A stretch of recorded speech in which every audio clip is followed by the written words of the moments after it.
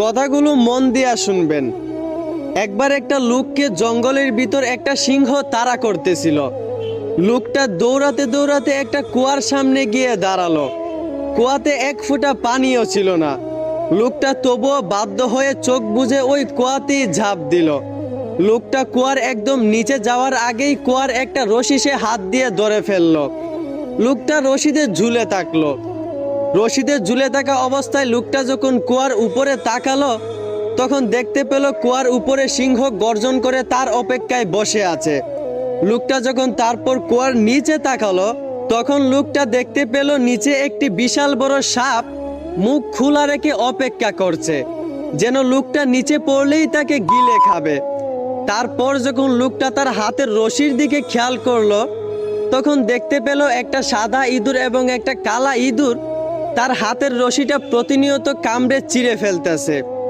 লোকটার ঝুলে থাকার সময় তারা শেষ করে দিচ্ছে। তারপর হঠাৎ করে লোকটা খেয়াল করলো তার সামনে একটা মৌচাক। লোকটা কি মনে করে যেন মৌচাক থেকে একটু মধু আঙ্গুল দিয়া খেলো।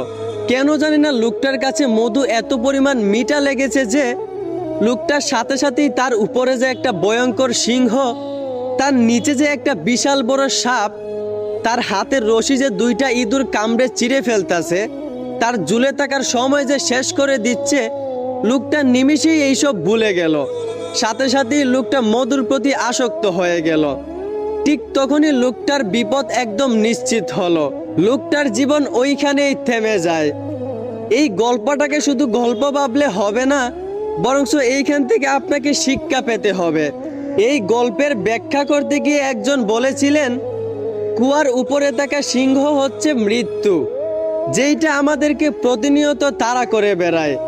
আর কুয়ার নিচে থাকা সাপ হচ্ছে কবর, যেইটা সবসময় আমাদের অপেক্ষায় থাকে।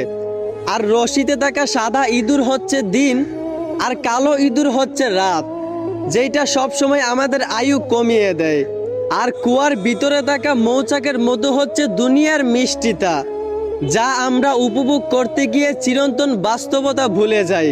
লোকটা যেমন গুহার ভিতরে সামান্য মধুর মিষ্টি উপভোগ করতে গিয়ে তার উপরে থাকা সিংহ এবং তার নিচে থাকা সাপ এই বিপদগুলা ভুলে গিয়েছিল, ঠিক তেমনি আমরাও দুনিয়ার সামান্য রং তামাশা উপভোগ করতে গিয়ে আমরা আমাদের আখিরাত ভুলে যাই।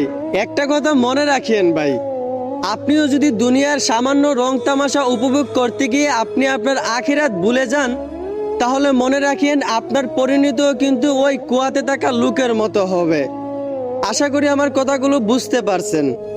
ধন্যবাদ।